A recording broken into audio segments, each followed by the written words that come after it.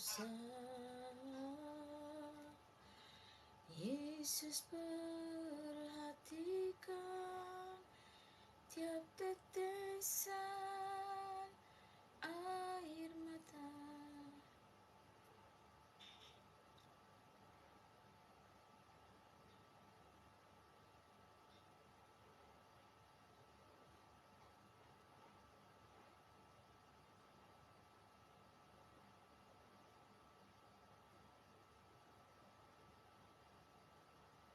Dia memperhatiku yang penuh kecerdasan.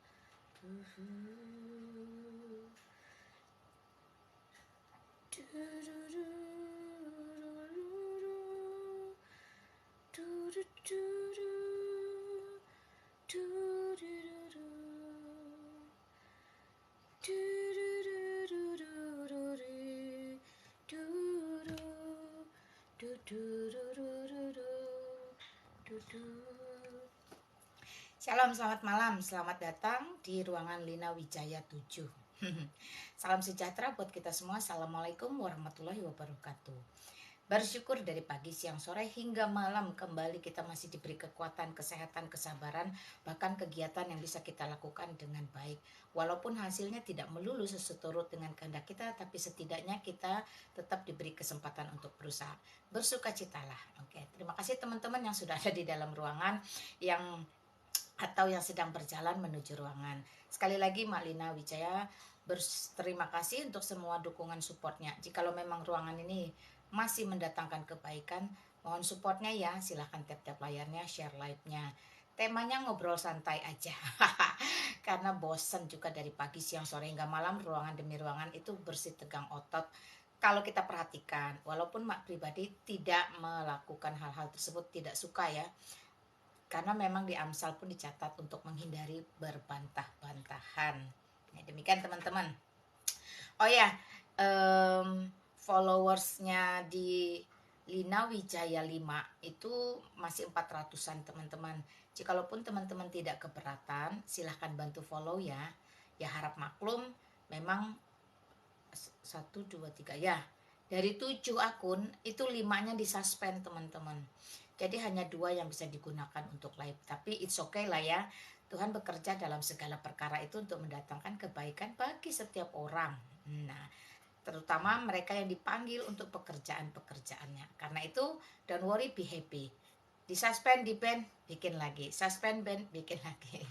Yang penting jangan padamkan api roh penginjilan di dalam dirimu.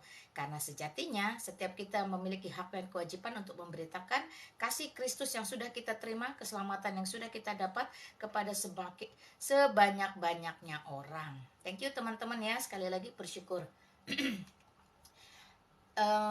Nah, yang udah ketik-ketik terima kasih. Hendrik, shalom, selamat malam Mak Lina, selamat malam juga. Lolita, thank you. Salam jadi ada salam Tritunggal Ci. Padahal sebenarnya teman-teman ya, kalau kamu mengaku Kristen dan kamu percaya bahwa Alkitab itu sudah final, sudah sempurna, sudah beres, sudah tuntas, maka kamu harus tunduk terhadap segala sesuatu yang termaktub di dalamnya, terutama tentang adanya peranan Allah Bapa, Allah Putra, dan Allah Roh Kudus. Mak, boleh nggak panggil Yesus itu Bapa? Kalau hanya sekedar panggilan, itu memang terkadang menjadi satu kebiasaan orang-orang dulu, it's okay. Tetapi ketika kamu ngotot mengajarkan kepada dunia, kepada dirimu sendiri, bahwa Bapa dan Yesus itu adalah satu pribadi yang muncul ke dunia menjadi manusia, maka itu adalah kesesatan, itu penyesatan, itu kesalahan teman-teman. Kenapa? Karena secara pribadi maupun berdoa itu selalu kepada Bapa, tetapi diminta di dalam nama Yesus Kristus. Waktu menyebutkan nama Bapa, berdoa, tutup mata, hati diarahkan, pikiran dikonsentrasikan untuk berdoa sungguh-sungguh kepada Allah, itu memang yang terlintas adalah wajah Yesus Kristus. Kenapa begitu? Karena memang Yesus Kristus itu adalah firman dari Allah yang nuzul ke dunia menjadi manusia. Karena itu dia berkata, kalau kamu mau mengenal Bapa, aku dan Bapa adalah satu. Satu itu bukan berarti identik sama, tapi satu dalam hakikat bahwa mereka itu benar-benar Allah, sumber segala kuasa. Nah, teman-teman, sebenarnya jangan enggak terlalu rumit ya, dengan catatan asalkan ada kerendahan hati, kita itu benar-benar tunduk terhadap Alkitab sebagai otoritas tertinggi.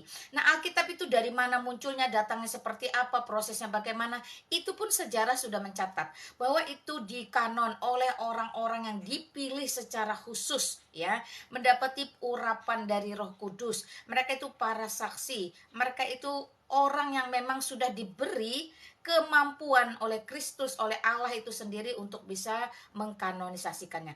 Bayangkan teman-teman, perhatikan. Di zaman dulu itu tidak ada internet, tidak ada listrik. Lalu bagaimana mungkin kekristenan itu dengan nyaman, leluasa, komplit sekarang bisa kita nikmati, jikalau bukan karena mereka itu adalah orang-orang yang sungguh-sungguh dipercaya, diurapi dan dipilih, dipimpin, dituntun, bahkan diperlengkapi dengan kemampuan berpikir, menulis yang cerdas. Lalu kalau itu mau ditiadakan, kamu pikir Alkitab gedebuk jatuh langit dari langit gitu? Enggak. Ayo, come on. Sadar lah ya, insaf lah ya. Nah, demikian pula sebenarnya Tritunggal itu sudah ada di dalam. Nggak perlu sebenarnya kita mengucapkan salam Tritunggal, salam ini. Tapi karena memang fenomena hari ini mau tidak mau menuntut kita untuk menegaskan status kita bahwa kita tidak berasal dari bidat atau sekte atau penyesat oneness, maka ada istilah baru, salam Trinitas, salam Tritunggal. Oh haleluya, puji Tuhan ya teman-teman ya. Itu sesuatu yang baru tapi tidak mengganggu dan terima saja. Thank you, salam Trinitasnya. Puji Tuhan ada salam Trinitas. Shalom Yulianti, shalom juga. Terima kasih teman-teman. Tritunggal itu kebenaran sejati, iya. Itu menjadi jadi gini teman-teman. Memang susah, sulit untuk memahami, baik bagi yang kita orang Kristen, apalagi mereka yang di luar kekristenan. Tapi ketahuilah bahwa yang menjadi pembeda pembeda umat Kristus atau kekristenan dari kepercayaan-kepercayaan yang lain itu justru terletak di dalam Allah Tritunggal ini. Ya. Itu yang menjadi pembeda. Jadi kalau kamu menolak, maka itu artinya kamu bukan pengikut Kristus sejati, bukan orang Kristen yang sesungguhnya. Karena hanya Allah Tritunggal ini yang membedakan dari kita itu dari keyakinan yang lain. Nah, seperti itu teman-teman. Jadi keunikan ini, dan itu sudah termaktub dari Kejadian sampai Wahyu. Apa sih yang mau dibantah? Apa yang mau dibantah? Apa yang kita itu berusaha benar-benar ingin menghilangkan itu apa gitu? Ya, karena itu akan membenturkan banyak ayat sehingga membuat seolah-olah Alkitab itu satu buku karangan manusia yang semata-mata gagal total. Nah, itulah maka disebut penyesat ya, atau sekte atau bidat, karena mereka berusaha membenturkan, mengadu dari ayat 1 ke ayat 1 sehingga terlihat seolah-olah semuanya itu kontradiksi. Maka dengan berani mereka mengatakan Alkitab sudah dikorupsi, Alkitab itu dipalsukan, Alkitab itu bugono begini. Ya sudahlah ya. Kenapa? Karena memang antikristus harus ada untuk menggenapi isi Alkitab itu sendiri. Jikalau antikristus tidak muncul sebagai tanda-tanda akhir zaman, maka gagallah seluruh isi Alkitab. Puji Tuhan, haleluya ya teman-teman. Thank you. Zomone, shalom, selamat malam Malina, selamat malam juga. Suara Malina nyanyi bagus loh, iya kadang bagus kadang enggak, tergantung tergantung apa? Hoki. kebetulan, thank you ya teman-teman. Kenapa harus pakai hijab? Sudah dikatakan satu hari pakai, satu hari enggak, untuk mengedukasi dua sisi. Teman-teman Islam jangan mengklaim ini milik kepunyaanmu, karena hari ini ada sekitar 10 kepercayaan di dunia ini, di muka bumi ini, yang wanitanya menggunakan penutup kepala. Itu sebab tidak bisa diklaim atau menjadi hak paten satu agama atau satu keyakinan. Belajar dulu sungguh-sungguh, atau belajar dari sejarah. Kalau berbicara sejarah, itu ada kekristenan, ada Islam. Kekristenan itu muncul jauh sebelum Islam itu ada. Bahkan selisihnya 600 sampai 700 tahun. Perhatikan. Nah, wanita-wanita Kristen, baik yang Arab, yang Yahudi, manapun, itu sudah terlebih dahulu menggunakan kerudung, telekung, ya, mau kamu sebut tudung, jilbab, hijab, apapun itu, sudah lebih dulu menggunakan. Tetapi dari pihak kekristenan pun tidak pernah mengklaim, oh ini milik kami, tidak perlu seperti itu. Sebab Alkitab mencatat penggunaan ini bukan merupakan kewajiban. Karena itu diberi kebebasan mau gunakan oke, tidak menggunakan oke. Itu secara objektif dan alkitabiah. Tapi kalau kamu tanya secara subjektif, mak gampang jawabnya. Saya sebagai mantan Islam memiliki kerudung ini sangat banyak. Jadi daripada mubazir, saya tetap gunakan sebagai fashion atau penampilan agar kalian itu bisa menerima kenyataan dan fakta dan sejarah bahwa kekristenan muncul jauh sebelum ada Islam. Wanita-wanita Kristen, terutama yang di Arab sana, terlebih dahulu menggunakan daripada wanita-wanita Islam yang muncul kemudian. Itu harus bisa diterima, harus belajar menerima. Dan wanita-wanita Kristen juga jangan alergi, karena di dalam kitab Perjanjian Lama dan Perjanjian Baru dicatat tentang penggunaan kerudung. Demikian ya teman-teman, jadi ini lebih kepada mengedukasi dua sisi dan fashionable belaka. Tunggu aja besok live nggak pakai, lusa pasti pakai. Jadi satu hari pakai, satu hari tidak pakai. Demikian teman-teman ya. Nah, ada lagi. Nah, ya, thank you Murni untuk mengingatkan supaya mainnya jauh dikit ya. Jangan kita itu terkungkung di dalam lingkungan kita aja sebatas skala yang kecil ya. Mungkin hanya keluarga, tetangga, teman sekolah, satu kampung. Jangan. Hari ini teman-teman sudah memiliki kemampuan untuk membuka internet dengan kuota, dengan apa itu ya, udah memiliki kemampuan itu. Lakukanlah, belajarlah lebih sungguh lagi, bersyukurlah ada di dalam angkatan zaman ini sehingga tidak ada informasi yang tidak bisa kita ketahui. Perhatikan. Jadi jangan googling cuma nonton orang joget-joget, lalu lihat daftar belanjaan pengen beli nggak ada duit lalu merengek. Nah, lebih baik mencari pengetahuan ya teman-teman terkait akidah terutama ya. Supaya tidak dibodoh-bodohin. Shalom Ma, shalom Jeva, thank you. Iya, thank you ya teman-teman. Shalom Mak Lina, Yana, iya shalom juga. Iya, silahkan ya. Memang semua dialog itu selalu seru. Tergantung motivasi melakukan dialog. Kalau motivasi melakukan dialog untuk mencari kebenaran, ya harusnya ada sisi kejujuran yang dikedepankan dan adab. Tapi kalau motivasinya hanya untuk seru-seruan, mungkin popularitas, mungkin konten, karena kan teman-teman YouTuber itu, teman-teman konten kreator tetap membutuhkan bahan makanan sehari-hari yang selalu fresh.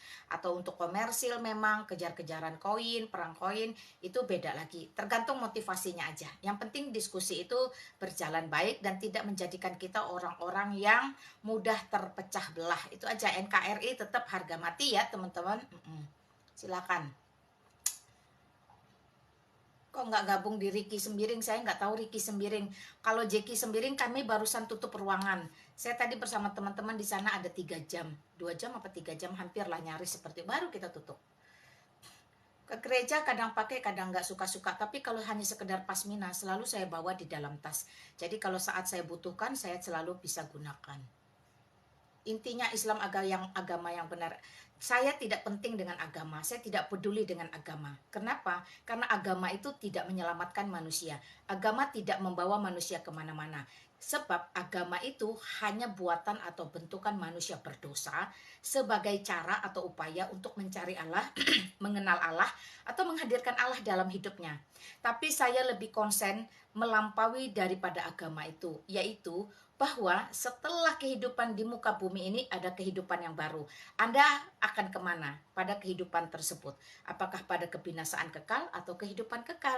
Nah, agama yang dibuat manusia tidak akan bisa mencapai surga atau neraka. Tetapi hanya Yesus Kristus, sang pemilik, sang penguasa itulah yang melampaui setiap agama yang bisa membawa kamu masuk ke dalam kehidupan kekal atau surga. Demikian ya. Maka itu Yohanes 3 ayat 16 itu berlaku untuk seluruh umat manusia di muka bumi. Dulu, sekarang, sampai selama-lamanya. Tidak terbatas hanya skup skala kecil bangsa, negara, atau suku, kaum. Tidak. Karena begitu besar kasih Allah akan dunia ini, sehingga ia mengaruniakan putranya yang tunggal, supaya setiap orang yang percaya kepadanya tidak akan binasa, melainkan beroleh hidup yang kekal. Jadi, Yesus Kristus itu melampaui segala agama yang ada di muka bumi. Sekalipun agama tidak ada di muka bumi, saya tetap selamat karena Yesus Kristus sudah menjamin dan menganugerahkan keselamatan kepada saya. So, don't worry, be happy kalau talking-talking tentang agama. Masa bodoh dengan agama, ya? Begitu teman-teman. Agama itu artinya tidak kacau agama A itu tidak, gamma itu kacau. Artinya tidak kacau, itu dari bahasa Sanskerta. Memang tujuannya adalah membangun sistem moral supaya manusia hidupnya tertib teratur di antara manusia-manusia lain di muka bumi. Itu agama, teman-teman ya. Jadi itu bentukan atau buatan manusia-manusia berdosa dengan cara-cara untuk dia bisa mencapai atau mencari ketenangan terhadap pencipta yang dituju. Nah, itu sebab Mei Mei, Mei, ada pesanan kue datang. Nah, demikian teman-teman. Jadi agama itu tidak menjadi pengaruh. Kalau kamu merasa agamamu lebih baik, silakan saja. Tetapi Yesus Kristus melampaui segala agama. Karena keselamatan hidup kekal setelah kematian, setelah dunia ini selesai, hanya ada di dalam Dia, tidak di tempat yang lain. Iya. Jilbab bukan fashion bagi Anda, bagi saya jilbab itu fashion karena hari ini laki perempuan banyak yang menggunakan fashion ini, bahkan para lekong pun juga menggunakannya. Jadi itu murni fashion, ya. Ada kemarin kita terima berita kan laki-laki menggunakan ini 9 bulan hidup di pondok pesantren bergabung dengan santri-santri. Nah, artinya fashion toh bisa menutupi segala niat jahat mereka dan akhirnya benar-benar tidak ada nilai ibadah atau sakralnya. Jadi bagi saya pribadi hanya fashion, tidak ada lagi nilai-nilai ibadah. Apalagi di dalam kekristenan tidak ada konsep aurat, teman-teman. Tidak ada konsep aurat di dalam kekristenan. Menjadi selamat di dalam kekristenan ketika menerima anugerah dari Yesus Kristus, maka busana, pakaian, penampilan, makanan, minuman, ritual, ngadap kiri, ngadap kanan, jam-jam ibadah, itu tidak lagi menjadi penentu kita bisa masuk dalam surga. No, itu semua buatan manusia, ya. Untuk menjadi selamat cukup percaya dan terima anugerah keselamatan itu di dalam Yesus Kristus. Oke? Okay? Thank you Murni. Iya, Bunda Maria pun berjilbab ya. Itu seperti itu teman-teman ya. Ribkah istrinya Ishak itu juga sudah menceritakan tentang telekung jauh di perjanjian lama dalam kitab Kejadian 24. Intinya busana ini hanya fashion sebagai produk budaya, bukan produk agama. Perhatikan, makanya jangan berpikir terlalu sempit mengklaim tanpa dasar yang jelas, karena itu akan memalukan atau akhirnya menjadi sesuatu yang membuat Anda itu tidak mengerti sejarah, tidak bisa berkembang. Kalaupun disebut kewajiban, silakan Anda koreksi. Kenapa banyak yang tidak mau menggunakan jika benar-benar kewajiban? Akhirnya orang dari luar keislaman pun memandang itu bukan satu kewajiban, pilihan juga opsional, ya toh? Contohnya Nana Shihab tidak pernah mau menggunakan sampai detik hari ini. Sedangkan ayahnya seorang guru besar. Masakan kalau kewajiban ayahnya tidak mengingatkan, masakan dia tidak memiliki beban perasaan kalau memang kewajiban. Itu yang dinilai oleh orang-orang di luar keislaman. Karena itu lebih baik bereskan dulu ke dalam, baru kita komplain atau koreksi orang di luar. Oke? Thank you, thank you. Iya. Jadi orang mau klaim saya menyempurnakan, silahkan Anda tunjukkan apa yang disempurnakan, lalu bentuk penyempurnaannya itu apa. Sedangkan sejak semula Allah menciptakan satu Hawa untuk satu Adam. Ketetapan Allah itu sifatnya kekal sejati satu kali untuk selama-lamanya. Lalu ini sudah sangat sempurna, bahwa memang semua makhluk bahkan manusia itu diciptakan berpasang-pasangan. Lalu penyempurna apa yang tiba-tiba dirubah menjadi 4 lawan 1? Itu bukan penyempurna, ya. Jadi stop mengklaim penyempurna. Tapi pun kalau Anda ngotot bahwa Anda itu penyempurna, itu intern untuk kalian saja di dalam lingkungan kalian. Karena kalau itu dibawa keluar akan menjadi bumerang dan memalukan Anda sendiri. Jadi tidak ada istilah penyempurna. Alkitab itu sudah very perfect, sangat-sangat sempurna, udah final. Ketika Yesus Kristus naik ke atas surga, dia sudah mengatakan selesai. Di atas kayu salib pun dia sudah berkata selesai, tetelesta, semuanya sudah selesai. Everything is done. Clear. Nah, lalu dia naik. Lalu nubuatan apa yang belum terjadi? Nubuatan yang belum terjadi cuma satu. Dia datang. Itu yang belum terjadi. Nubuatan yang lain sudah terjadi. Bahkan ketika dia berkata tentang nabi baru akan datang, yaitu nabi-nabi palsu pun, itu sudah terjadi. Ya, puji Tuhan, haleluya. Thank you Yana, Tuhan berkati kamu. Pauline, shalom Mbak Lina, shalom juga. Midojun, ya, thank you, banyak-banyak belajar. Bu, apa benar Nabi Muhammad mati karena diracun? Ya, seperti itu beritanya. Silakan tanya ke mereka, kenapa sampai diracun, untuk apa tujuannya diracun, bagaimana mungkin orang terhormat diagungkan mati dengan cara seperti itu. Nah, demikian teman-teman, tanya langsung ya. Ya, thank you. Iya, thank you. Ya, silakan teman-teman. Temanya ngobrol santai. Segera bertobat, jangan berdoa sambil kentut, gak baik. Iya, saya sudah keluar dari gelap, ya, saya sudah keluar dari kegelapan di mana dulu saya dikatakan otaknya cuma separuh, masuk ke dalam terang Kristus di mana wanita dan laki-laki itu diciptakan seturut serupa dengan gambar Allah. Jadi tidak ada Allah itu pilih kasih berdasarkan gender. Hoi perempuan, karena kau perempuan maka gendermu itu menentukan surga nerakamu bergantung dari laki-laki. Tidak. Itulah bukti bahwa wanita brilian memang harus pilih Yesus Kristus supaya hidupnya tidak dihinakan dan direndahkan. Wah, saya puji Tuhan, saya bertobat dan tidak mati dalam akidah yang lama. Sehingga saya benar-benar merasakan bahwa hidup itu bernilai dan berharga. Puji Tuhan, haleluya. Thank you teman-teman. Ya, silakan ya. Untuk Ari Chandra, silakan Anda buka Titus pasal 3 ayat 10 dan 11. Ya, itu jawabannya. Titus pasal 3 ayat 10 dan 11. Itu jawabannya. Silakan Anda cari jawabannya ya. Kalau Anda Kristen, tetap semangat. Iya dong, semangat. Ngapain dihiraukan? Betul juga. Iya. Gak apa-apa, teman-teman. Itu jawabannya ya, Ari ya.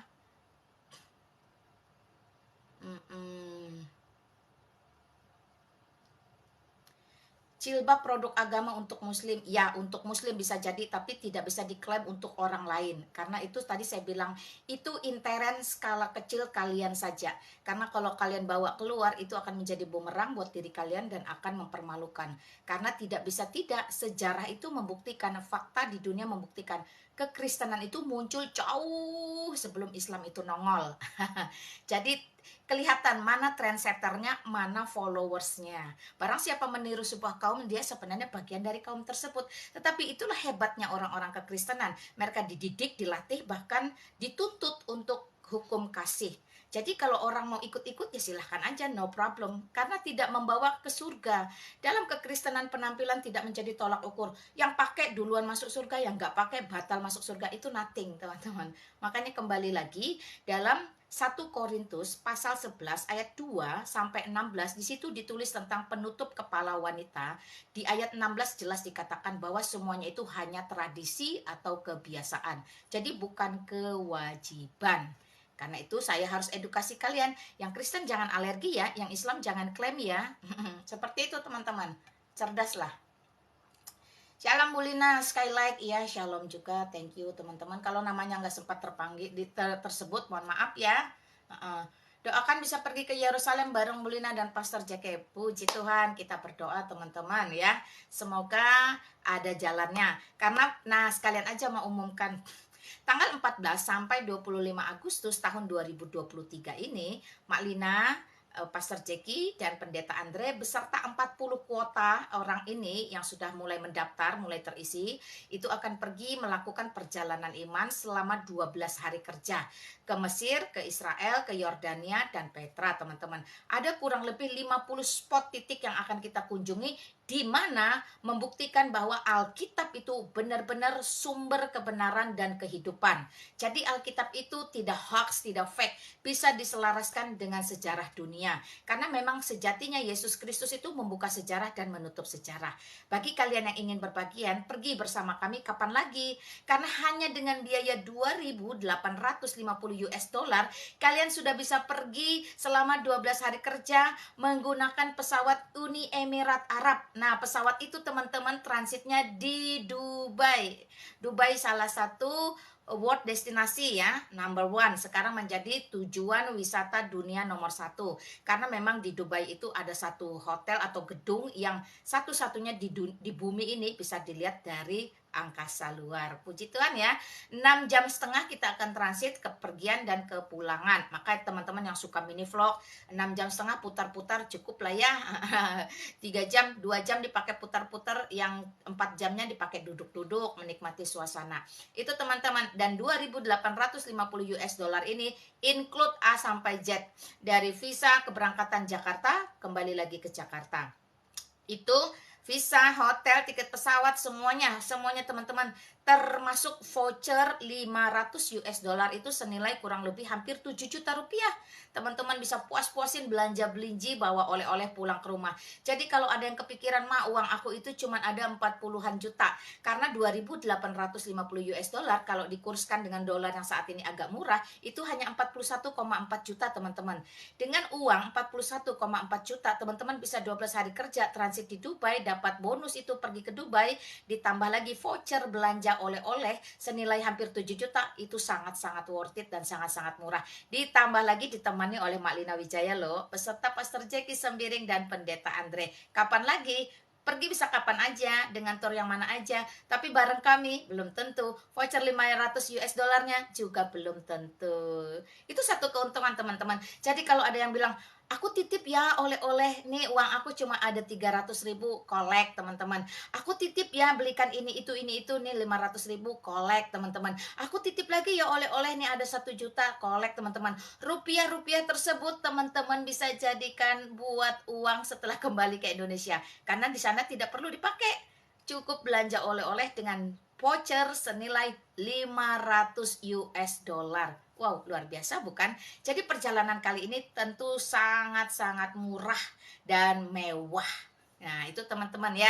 Silakan hubungi ke saya, boleh DM, ke Jackie boleh, ke Pendeta Andre juga boleh. Kalau teman-teman lihat VT saya di sana juga sudah ada 2 nomor official ya. Di luar kedua nomor handphone tersebut, kami tidak bertanggung jawab terkait data dan dana yang teman-teman sudah kirimkan. Karena itu bijak lah ya. Nah, ini terbatas teman-teman, hanya 40 dan sudah mulai banyak terisi. Yuk buruan, tinggal sedikit hubungin Pendeta Andre. Thank you sudah mengingatkan Skylight. Kita tetap berdoa semoga perjalanan kita menjadi satu perjalanan iman yang bisa menjadi berkat bagi banyak orang. Kita juga akan membuat video-video pembanding. Ketika dulu Maya Estianti membuat satu video namun narasinya itu liar dan tidak berdasar. Sejatinya Isa alaihissalam itu menurut mereka tidak mati, tetapi menurut Maya disinilah letak jenazah Nabi Isa sebelum terangkat ke surga. Halo.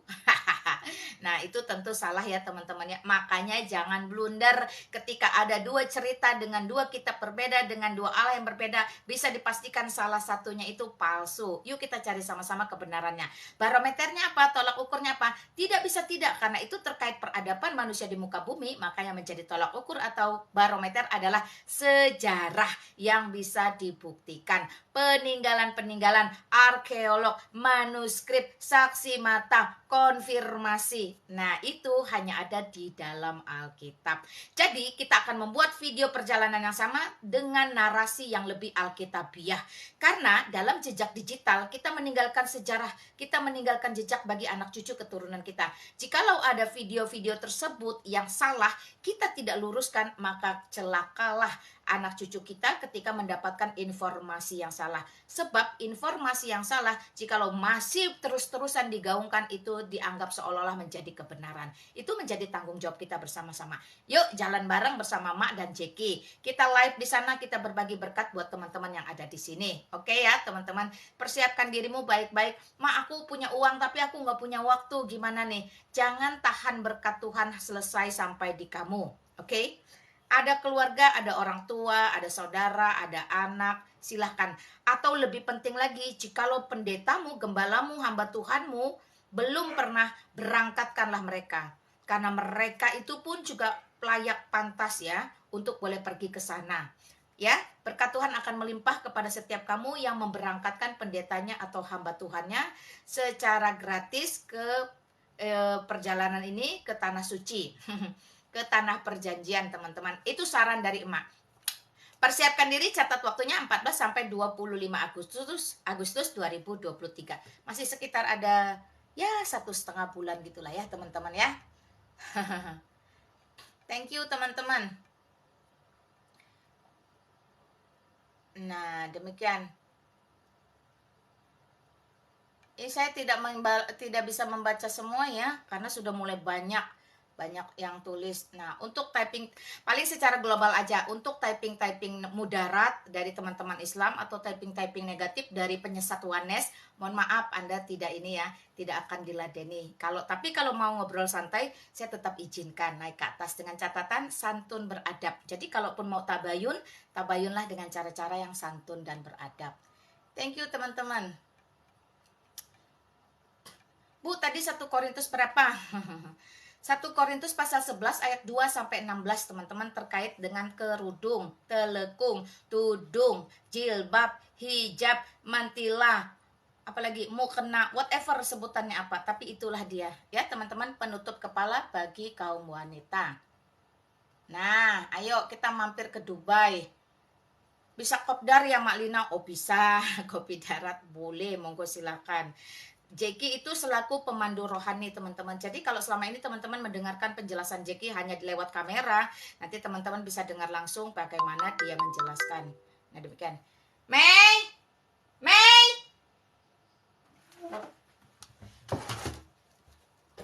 Mei, Hani, gimana sih kamu nih? Itu loh anjing ngomong tuh, ada orang tuh loh antar makanan.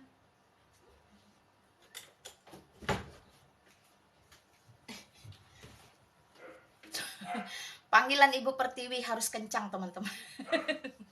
Iya dari tadi rupanya tuh kasihan tuh yang antar makanan dari tadi. Bisa kopdar. Oke ya, thank you. Nah demikian.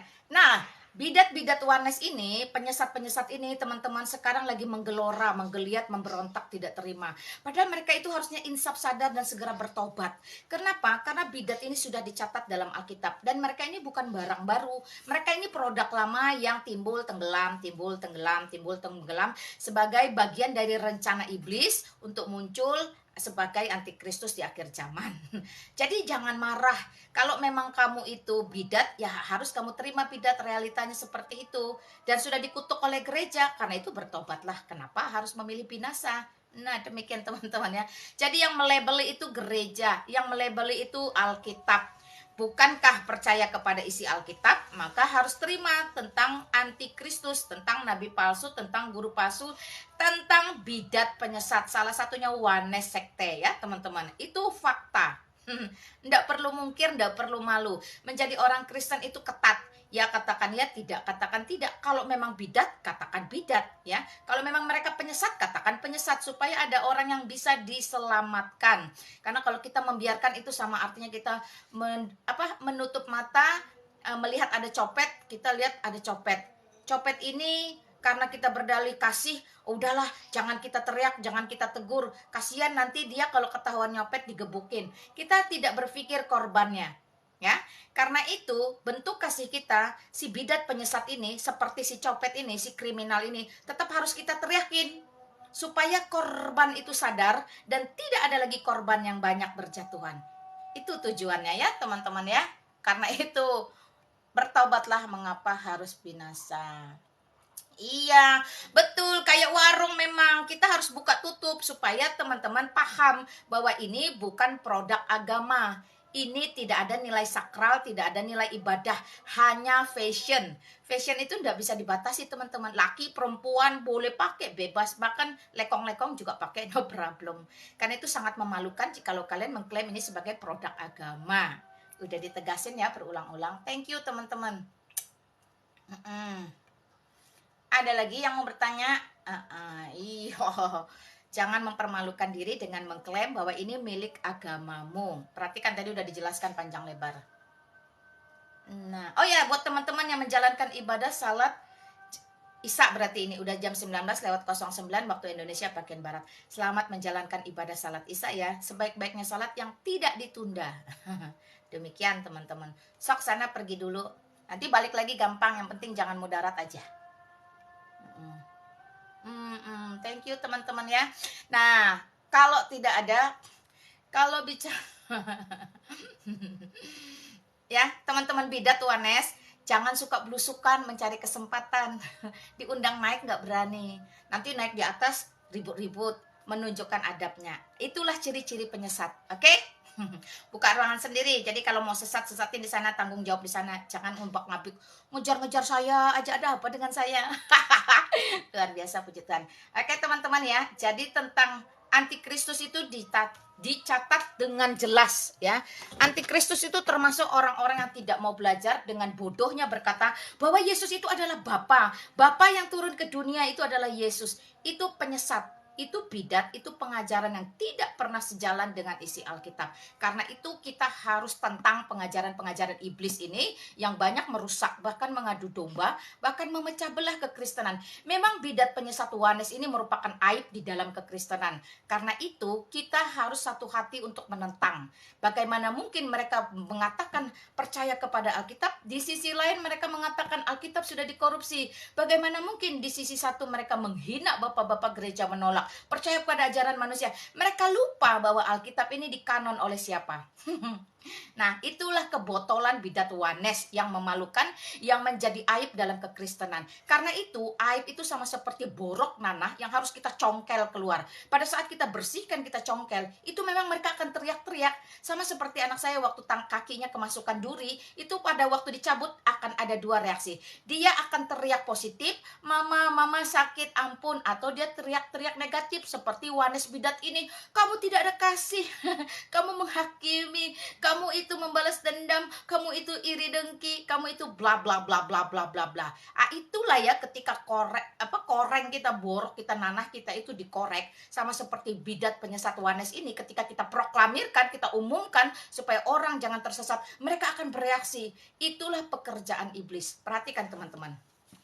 Kita akan buka bagaimana antikristus itu memang sudah ada sejak dulu kala. Jadi antikristus, para bidat Yohanes ini adalah bagian penggenapan isi Alkitab. Karena itu don't worry, be happy, jangan heran kalau mereka ada di sekitar kita.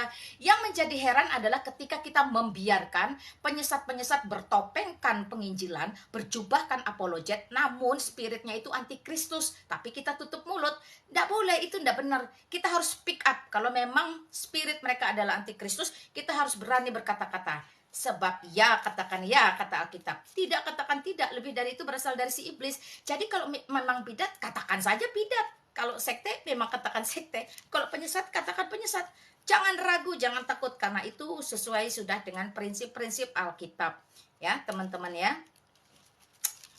Dari 2 Petrus 2 itu jelas bagaimana nabi-nabi palsu dan guru-guru palsu itu ada. Bahwa memang nabi-nabi palsu cenderung datang dari luar kekristenan, namun guru-guru palsu itu muncul dari dalam kekristenan, teman-teman. Kita lihat bagaimana Yohanes ini mengatakan tentang antikristus. Nih teman-teman ya, 1 Yohanes pasal 2 ayat 18-27 di situ dijelaskan tentang antikristus. Mak bacakan berulang-ulang supaya teman-teman itu sadar dan mawas diri terhadap Yohanes bidat penyesat ini, teman-teman. Di mana mereka menghinakan bapak-bapak gereja, bahkan mereka mulai menyuarakan untuk tidak ke gereja. 24 jam standby di dalam sosial media itu untuk apa? Kalau bukan untuk cari cuan. Bahkan mereka di hari Minggu tidak ke gereja. Kenapa tidak ke gereja? Untuk apa ke gereja? Ke gereja itu kan arahannya bapak-bapak gereja, permintaannya, suruhannya bapak-bapak gereja. Berarti kamu tunduk kepada manusia. Itulah penyesat.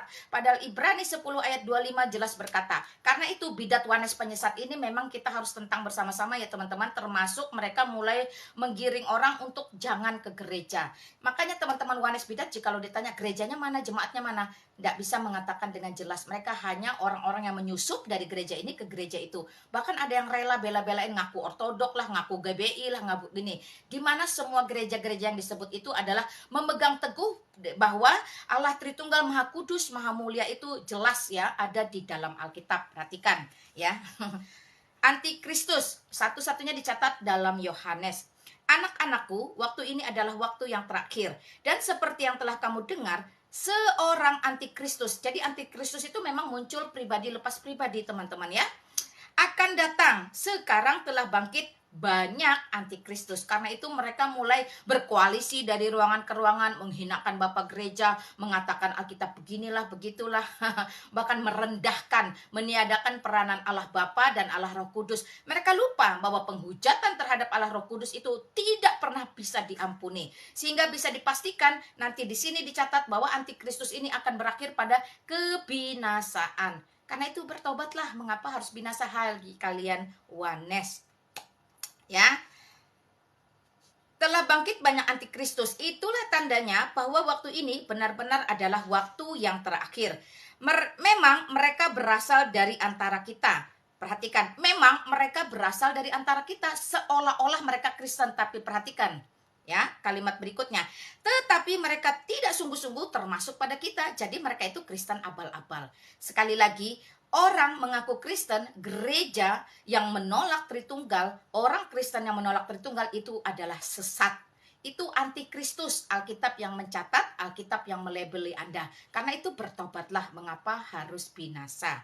Ya, jadi mereka itu tidak sungguh-sungguh termasuk pada kita. Sebab jika mereka sungguh-sungguh termasuk pada kita, niscaya mereka tetap bersama-sama dengan kita. Tetapi hal itu terjadi supaya menjadi nyata bahwa tidak semua mereka sungguh-sungguh termasuk pada kita. Jadi tidak semua yang teriak Tuhan, Tuhan, Tuhan akan masuk dalam kerajaan surga. Matius 7:21. Dengan enteng Yesus berkata, siapa kamu? Saya nggak kenal kamu. Pergi sana. Kenapa? Karena waktu kamu menceritakan tentang Yesus di dunia, itu adalah Yesus yang lain. Kamu menceritakan tentang Injil, tapi Injil yang lain. Dicatat di dalam 2 Korintus 11 ayat 4. Kamu memberitakan roh-roh yang lain. Dan itu disebut kamu itu antikristus atau penyesat. Seolah-olah Kristen, seolah-olah apologet, seolah-olah mengabarkan Injil. Tetapi spiritnya, spirit antikristus. Perhatikan, bisa dilihat dari buahnya ketika mereka begitu merendahkan isi Alkitab, berusaha mendegradasi, bahkan menghinakan bapak-bapak gereja. Padahal dibandingkan bapak-bapak gereja, siapa sih mereka? Cuman modal kuota dan filter. Berbicara tentang Alkitab yang hasil usaha bapak-bapak gereja itu sendiri mengkanonkannya, tapi mencari uang keuntungan dengan menjual kekristenan, menjadi aib, menjual nama Yesus. Apa bedanya dengan teman-teman Ucilem yang lain yang setiap hari buka ruangan membahas Yesus, Yesus, Yesus, jual Yesus, Yesus, Yesus, mendapatkan cuan dari Yesus, Yesus, tapi spiritnya spirit antikristus. Perhatikan. Ya, hal itu supaya terjadi. Ayat 22, siapakah pendusta itu? Bukankah dia yang menyangkal bahwa Yesus adalah Kristus?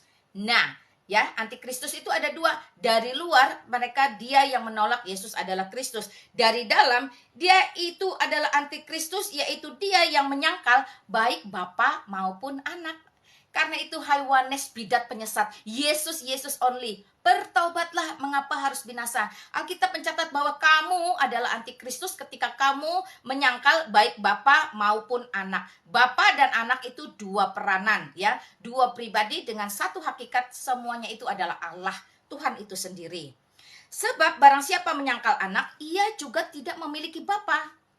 Barang siapa mengaku anak, ia juga memiliki Bapa. Jadi sangat jelas. Dan kamu, apa yang telah kamu dengar dari mulanya berarti dari sejak dulu, dari bapak-bapak gereja, dari bagaimana para rasul itu ya, para rasul punya murid teman-teman.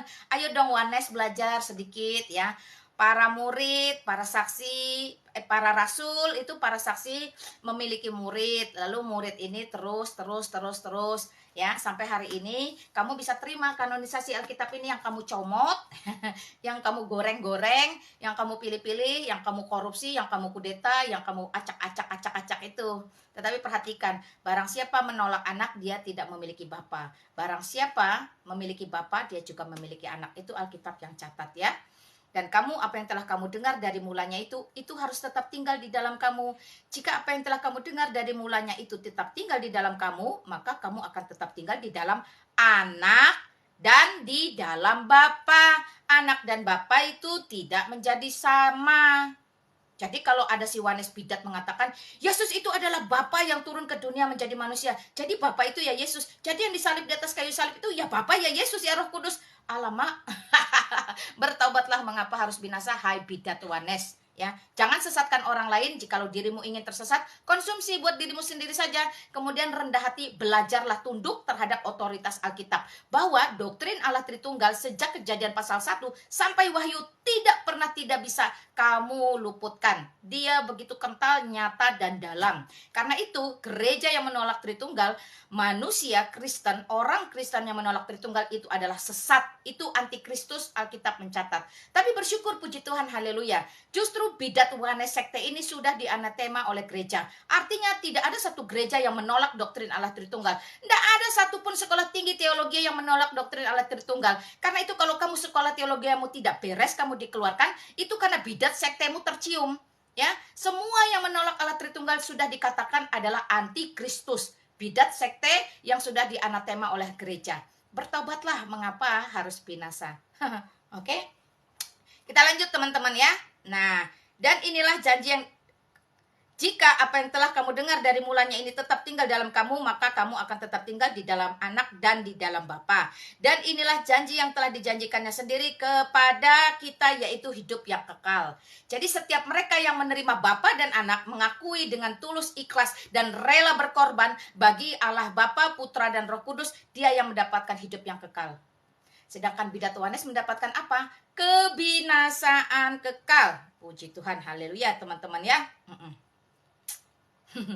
Silakan teman-teman nanti baca dari 1 Yohanes pasal 2 ayat 18 sampai 27. Dan di bawah ini pasti menggelora, bidat-bidat ini pasti akan menggelora karena tidak terima. Tapi itulah kenyataan teman-teman ya. Itu fakta, Alkitab yang mencatat. Dan kata-kata bidat itu sendiri muncul dari dalam Alkitab. Ya, bertobatlah, mengapa harus binasa. Memang tidak nyaman. Namanya juga aib, namanya juga borok. Ketika dibongkar, ada perasaan malu, gengsi, takut, hina, dan sebagainya. Karena itu bertobatlah sebelum terlambat. Sebelum peti matimu ditutup, bertobatlah, mengapa harus binasa. Kenapa harus menyebarkan spirit antikristus? Kenapa harus memecah belah? Kenapa harus menghinakan bapak-bapak gereja? Kenapa harus meniadakan ibadah ke gereja? Kenapa harus membaptis orang dengan sembarangan? Kenapa harus mempengaruhi orang dengan kata-kata yang tidak baik? Oh, tidak perlu itu membaptis pakai nama Bapa, Putra, dan Roh Kudus. Siapa kamu dibandingkan dengan Tuhan Yesus Kristus yang memerintahkan langsung dengan amanat agung? Pergi ke seluruh dunia, beritakan, ya, baptislah mereka di dalam nama Bapa, Putra, dan Roh Kudus, bukan di dalam nama Yesus. Itu Yesus sendiri yang bilang, di dalam nama Bapa dan Putra dan Roh Kudus. Belajar bahasa Indonesia yang baik dan benar dulu ya, Oneness bidat. Jadi di situ ketika menggunakan kata dan itu artinya ada beberapa. Oke, sampai sini harusnya sudah paham. Karena itu sekali lagi, bertobatlah, mengapa harus binasa. Tidak nyaman, Mak, dibongkar-bongkar. Memang itu harus dikatakan, harus dibongkar ya. Tidak bisa enggak. Kalau kamu memang mau kebenaran, kamu harus siap apa yang dikatakan oleh Alkitab. Tapi kan Yesus mengatakan aku dan Bapa adalah satu. Oh, satu apa sih? Matematika, bilangan. Belajar lagi ya lah ya. Capek nanti.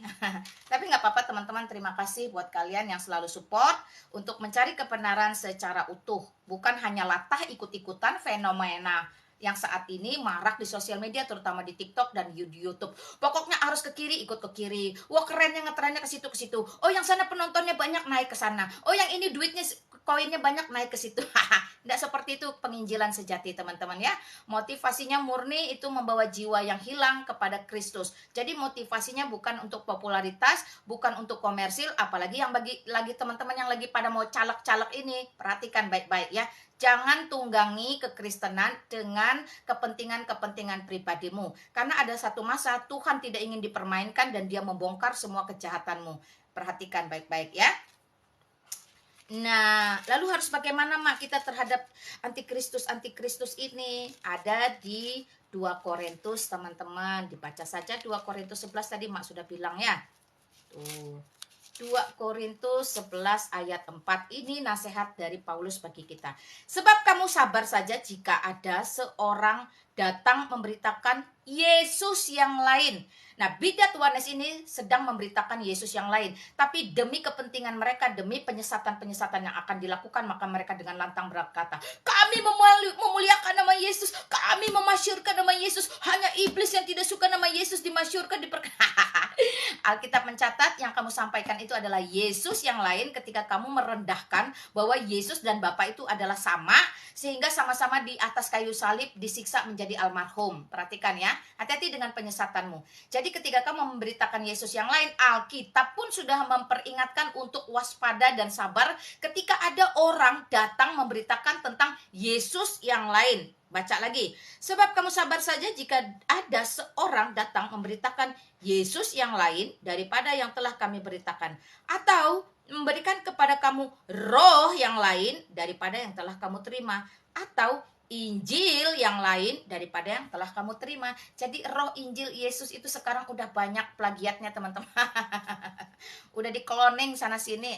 Oleh apa? Oleh penyesat-penyesat, nabi-nabi palsu, dan guru-guru palsu. Ya, puji Tuhan kita mendapatkan kebenaran di dalam Alkitab, sehingga kita bisa berpegang teguh bahwa setiap gereja itu bukan hanya gedung yang dipenuhi jemaat, tapi gereja itu juga adalah diri kita sendiri. Ketika gereja baik gedung yang diisi jemaat maupun diri kita sendiri menolak Allah Bapa, Putra, dan Roh Kudus, maka Alkitab mencatat Anda itu, gereja itu adalah antikristus. Waspadalah mengapa harus binasa. Lalu apalagi yang harus dilakukan, Ma? Kalau kita tahu orang yang itu adalah bidat atau sekte atau wanes atau sesat. Ya teman-teman, kita tadi Ma sudah singgung itu di Titus. Titus pasal 3 ayat 10 dan 11. Perikopnya sama, pesan-pesan penutup.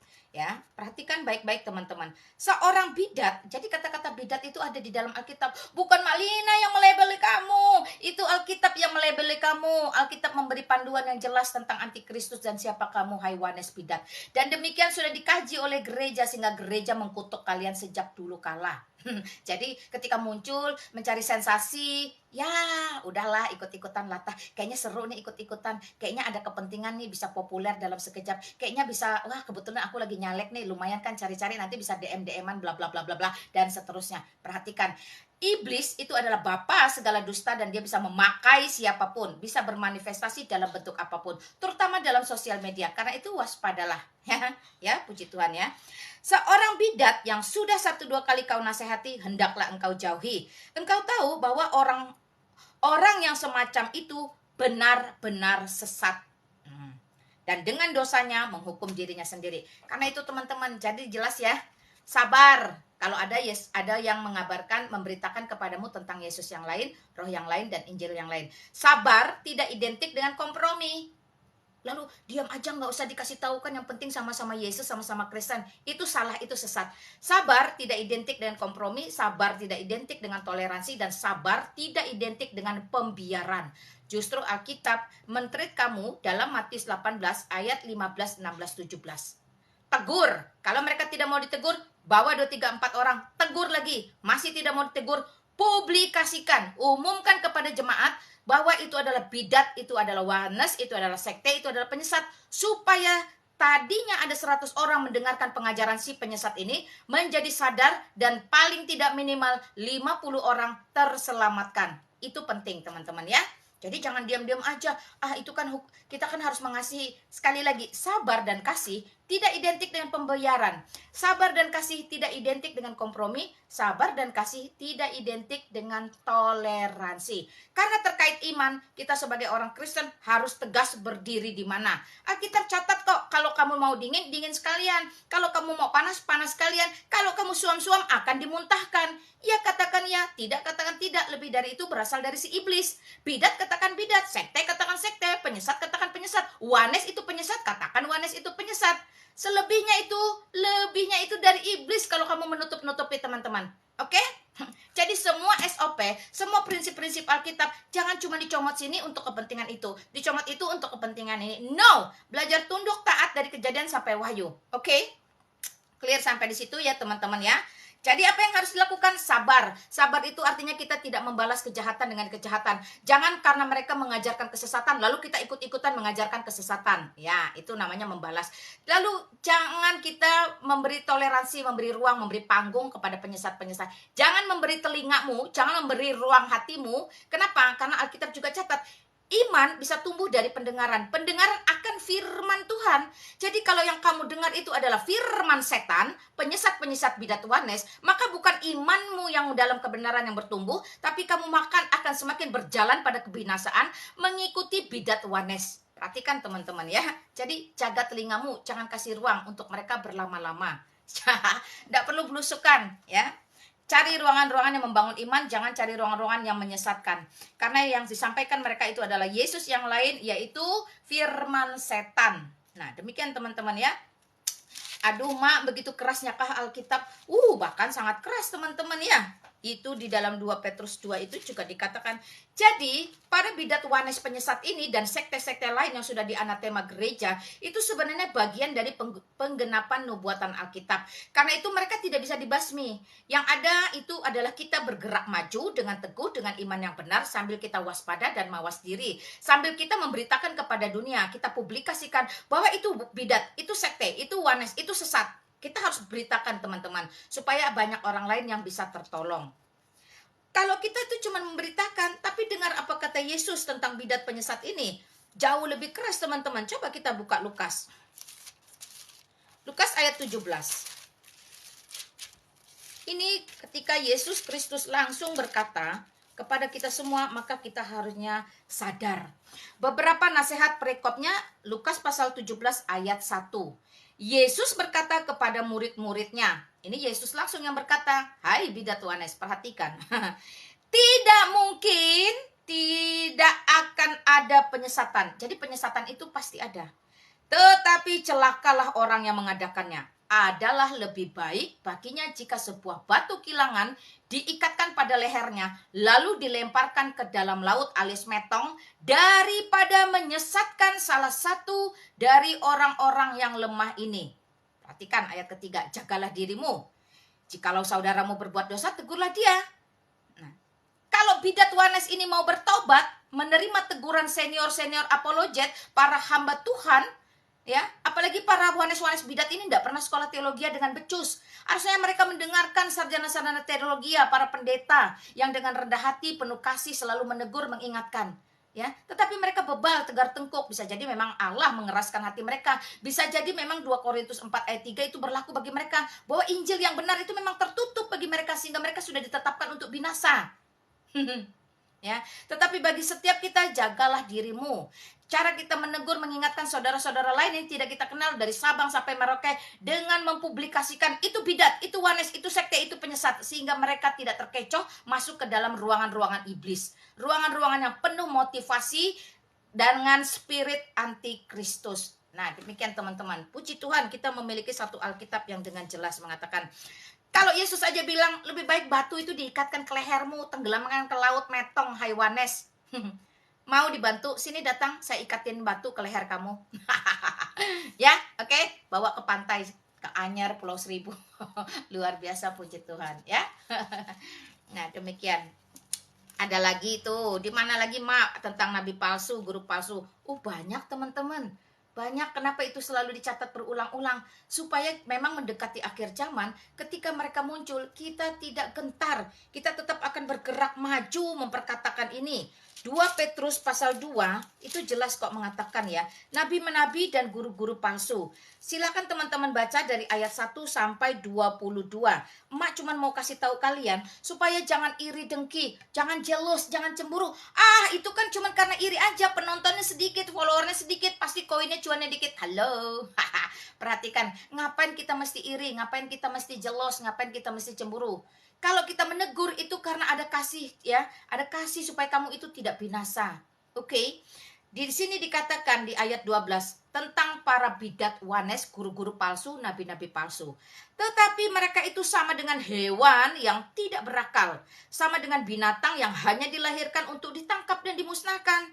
Mereka menghujat apa yang tidak mereka ketahui. Wanes bidat ini tidak mengetahui kalau bapak-bapak gereja itu berkorban jiwa dan raga, bukan bermodalkan kuota dan filter. Jadi mereka ada yang digoreng, ada yang disalib terbalik, ada yang dikuliti, ada yang dipenggal, ya, ada yang dibakar hidup-hidup. Bayangkan Tuhan pakai mereka sedemikian luar biasa, dan mereka tidak bermain-main dengan hidup mereka, dengan apa yang mereka dedikasikan. Berbanding terbalik dengan wanes bidat ini yang sekonyong-konyong koder datang dengan modal kuota dan filter, hanya mengandalkan internet, tidak pernah turun ke lapangan, tidak pernah martir, Nggak pernah berkorban benar-benar jiwa dan raga, nggak pernah merasakan bermisi ke kampung-kampung desa yang tanpa listrik, bertemu dengan orang-orang yang menolak secara langsung, bahkan mungkin diuber-uber, dikejar-kejar karena memberitakan Injil. Yohanes Bidat hanya duduk di depan kamera di ruangan ber-AC mungkin, bahkan ya. Lalu dengan enteng menyesatkan orang. Karena itu kita harus tentang mereka, kita harus publikasikan betapa jahat dan kejamnya mereka. Tetapi jiwanya kita kasihani, tetap kita ampuni dan kita doakan agar mereka bertobat, mendapat kemurahan Tuhan. Oke? Ngapain kita mesti jelas? Di sini dikatakan mereka itu sama seperti binatang, sama seperti hewan yang dilahirkan hanya untuk ditangkap kemudian dimusnahkan. Wow, luar biasa Alkitab saya. Sehingga oleh perbuatan mereka yang jahat, mereka sendiri akan binasa seperti binatang liar. Ngapain kita jelos dengan orang yang ditentukan binasa? Puji Tuhan, haleluya. Di ayat ke-22, bagi mereka cocok apa yang dikatakan peribahasa yang benar ini. Anjing kembali lagi ke muntahnya, dan babi yang mandi kembali lagi ke kubangannya. Jadi benar-benar mereka itu disamakan dengan binatang, dengan hewan. Perhatikan, Alkitab ini dengan tegas mengatakan seperti itu. Lalu Yesus Kristus pun dengan tegas mengatakan, lebih baik mereka itu tidak pernah dilahirkan atau mati. Ikat batu di lehernya. Batu kilangan itu teman-teman tahu ya, cari sendiri nanti di Google batu kilangan seperti apa. Tenggelamkan, lempar ke laut. Karena itu, no compromise. Jangan toleransi dengan bidat, dengan sekte, dengan Yohanes, dengan penyesat, dan sekte-sekte lainnya. No compromise, no toleransi, no pembiaran. Jikalau teman-teman mengetahui, speak up, katakan, gunakan Matius 15, 16, 17. Ya, puji Tuhan, haleluya. Menjadi orang Kristen harus tegas, jelas, dan berani. Itulah bentuk kasihmu yang sejati. Ketika Tuhan Yesus berkata, kasihilah Tuhan Allahmu dengan segenap hatimu, dengan segenap kekuatanmu, dan dengan segenap akal pikiranmu. Lalu bagaimana mungkin ketika ada orang memberitakan Yesus yang lain, kamu kuai-kuai, diam-diam aja, duduk manis, kipas-kipas. Gak apa-apa lah, yang penting Yesus. No, tidak seperti itu Alkitab mencatat. Ya, demikian teman-temanku. Karena itu buat teman-teman bidat Yohanes, sekte penyesat, bertobatlah, mengapa harus binasa. Mak belum masuk nih ke dalam dosa-dosa yang tidak terampuni. Salah satunya adalah penghujatan terhadap Roh Kudus yang di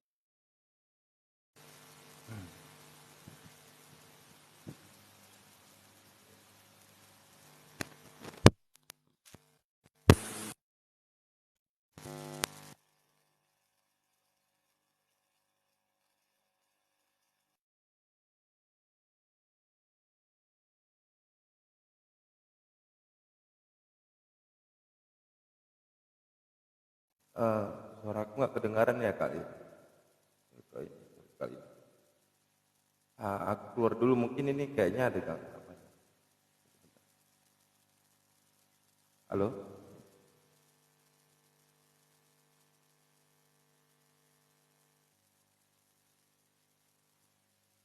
Kalina, aku nggak bisa dengar suara Kalina. Sebentar, aku ada mau kasih dukungan. Ya, ada yang mau sampaikan. Aku keluar dulu ya Kalina, sebentar ya, nanti masuk lagi.